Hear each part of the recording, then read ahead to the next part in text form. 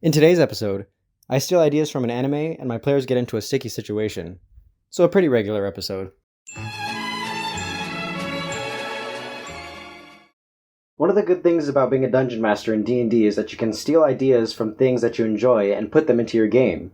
I've done this multiple times, but in this particular session I did it quite heavily with the anime Gurren Lagann and the book Gregor the Overlander, both of which I knew my players didn't know about, and it turned out to be pretty fun.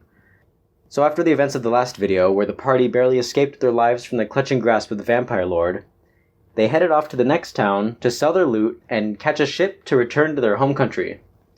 On the map there were no roads leading to their destination, so they were forced to either head through the deadly desert or the silly swamp. Yes, the silly swamp and the deadly desert, I know. I didn't have a lot of time to prepare for this one, okay? So we're just going to forget about that and move on. Today's session was made up of only Polak, Zoxix, and Lich because the other two players couldn't make it on this particular day. Obviously, the players chose to go to the silly swamp because it's the silly swamp. Why wouldn't you want to go there? Better than the deadly desert, right? So it would take 3 days of travel through the swamp to get to the other side. So they marched through the thick, damp, tangled mess, fighting off a few bullywugs along the way. And then one night, they were taking a long rest, about halfway there. And 2 of the 3 party members felt a strange, mysterious power clouding their minds, drawing them deeper into the forest.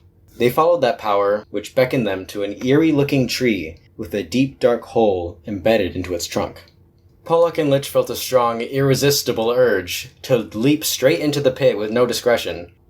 A few moments later, Zoxix wakes up, and he's alone. So he has to track down his friends. He found the tree and is forced to go inside to find them. Meanwhile, Lich and Polak find themselves falling hundreds of feet down a deep, dark pit and are plunged into an underground river. As they struggle to get a grip on anything and catch their breath, they fall unconscious by getting knocked around too many times and drowning, and eventually are spilled out into an underground cavern lake. Zoxix carefully makes his way down the cavern and discovers a young teenage girl with violet eyes and extremely pale skin with visible protruding veins coming out of her face. She's caring for Lich and Polak. Who are you? Get away from them. My name is Lexa. I mean you no harm. They hit their heads pretty badly on the way down. Are you a god? Yes, we are gods. Oh, wow. Have you seen my mother? Is she happy? Lexa, get back. Who are these people? They're gods. They're not gods. Look at the condition of those 2. They can barely walk. They're hurt. We have to help them. You know we can't. Look, let us just rest here for the night, and we'll be on our way first thing in the morning. Morning? Oh, right, you don't know what day or night is. Let us just rest here for a few hours, and then we'll be out of your hair. After Polak and Lich wake up, they head off to the main chamber where they are met by more of these violet-eyed people, and an enormous bronze door where they can feel the mysterious power emanating from. As the leader is showing the party around and Polak is finished swallowing the last of what these people had to offer, a man runs up to the leader in a panic. Leader, I have bad news. Aswana just gave birth. She's having twins. I'm going to pause right here, and yes, anyone who's seen the anime knows what's going to happen, so just shh, don't... spoilers. How can this day get any worse? Alert everyone, and I will prepare the sticks. Someone gave birth? How was that bad? Well, you see, our people have barely enough resources to sustain just 50 of us. With the arrival of 2 new members, our population count will be 51 and we will not be able to survive, and we must perform the ascension ritual. What's the ascension ritual? It's what we do when we exceed 50 people, and we choose to ascend someone to the next life. Through those doors. My mother was chosen to leave 10 years ago when we had our last ascension ritual, and now I'm the last of my family living here. With this new baby on our hands, we will have to perform the ritual, and one person will be removed from our community, and we'll leave with you 3 through those grand doors. And that's that. After a long rest, all the people in the community gathered into the main chamber and watched as the leader held up a cup of 50 sticks. One by one, he passed around the sticks, and everyone kept the bottom concealed until it was time to reveal. The leader said a short prayer and everyone revealed their sticks. A wave of relief whooshed over the community, as people were glad that they could stay with their families and they weren't selected. Luxa, however, unveiled her stick and was hit by a sudden sense of dread as hers was red. She was selected to pass on. Luxa didn't know what to think, because on one hand, she gets to see her mother again. She hasn't seen her since she was 6 years old, and nothing would make her happier than to see her smiling face again. But on the other hand, in her gut, just something didn't feel right about this. Either way, she packed her bag, which contained just a few raggedy old clothes, and a birthday note from her mother, and the leader pulled a large bronze key out from his robe. So long, Luxa.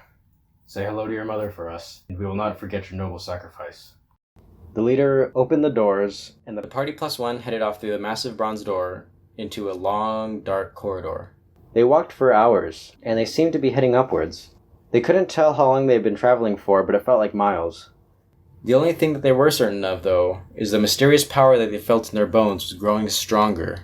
This isn't what I imagined when I thought of the ascension. They continued down a long, dark corridor for many more hours until the beckoning power becomes very, very strong. They enter a large room with crumbling pillars, and they are certain that whatever has been reaching out to them has to be coming from this room. They can smell a disturbing stench of old water, and they hear a loud... Then, what looks like an enormous red frog-looking creature standing up on two legs drops down from the ceiling and attacks the four of them. Luxa can't fight, so she ducks away into a corner as a second blue frog creature jumps out from behind a pillar. The party engages in battle and fight the frog things. During combat, Pollock gets bit by the blue one, and the red one leaps at Luxa to claw at her, but Lich protects her and gets slashed instead. During this brief moment, Luxa gets a glimpse of the creature's face and sees that it has violet eyes. Mom? The party begins turning the tide of battle and eventually defeat the frogmen. But it's no celebration. Luxa doesn't have the will to move and is frozen in place as her whole sense of reality is shaken. This isn't the Ascension. Her people have been duped and are doomed to a terrifying, horrible existence. While Luxa is feeling the weight of this awful reality setting in, Pollock and Lich also don't feel well. You see, these creatures that attacked the party are what we call slods. Chaotic interdimensional beings that exist just to stir up trouble. But here's the catch. Slods procreate by infecting and inseminating hosts like a parasite. Blue slods use their bite to infect people who slowly turn into red slods. And red slods make blue slods by embedding eggs into the thoracic cavity of their victims, where the eggs eventually burst out of the host's chest, alien style. At this point, I slip Lich a note that says, "You are carrying the eggs of the blue slod. However, a neurotoxin prevents you from alerting the rest of the party." And then at the same time, I slip Pollock's player a note that says something similar, except it says, "You are infected and are slowly becoming a red slod." At this time, the players think that they have the same note, but they don't. And they're also kind of confused because Pollock was bitten by a blue slod, and Lich was infected by a red slod. But eventually, the consequences will catch up to them. Alright fellas, that's the end of this video for today. Pollock is infected, and Lich is pregnant. Let me know in the comments if you like what you see. If you want to see more, check out my last video and also subscribe for the next one.